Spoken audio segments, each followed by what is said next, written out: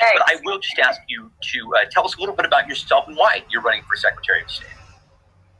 Thanks very much for the brief bio. And Stefan, I am running for Secretary of State precisely because of my background. I have decades of experience working on very serious national security issues, dealing with threats to our nation and to our communities. I was a port commissioner when the Great Recession hit, and we lost, 750,000 jobs in this state. And so this crisis that we are going through right now is yet another experience of a crisis which can disrupt our way of life, especially disrupt our ability to conduct elections. And boy, haven't we been seeing that around the country.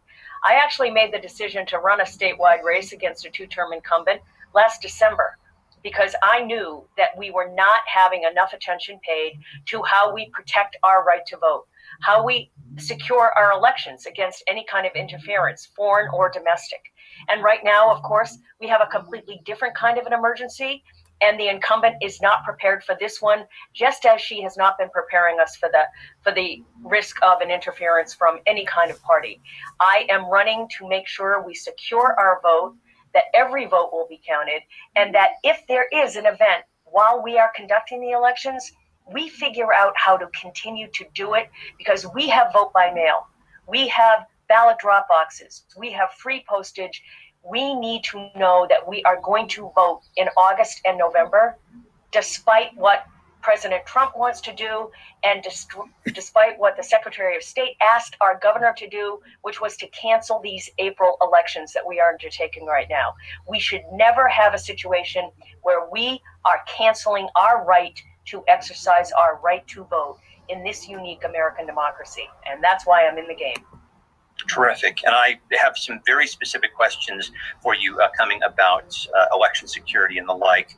I will just ask you, for people who may not be familiar, give us a layperson's definition of what the Secretary of State does. Great question. The Secretary of State actually oversees the elections. The election schedules are established by the state legislature and approved into law each year. The Secretary of State oversees the posting of the votes that are processed by every single local auditor, or some counties call them elections officials. There are 39 of them. They each run their own operations. They are funded primarily at the local level by the counties. Piece of legislation I got passed this year with overwhelming bipartisan support and signed into law by the governor.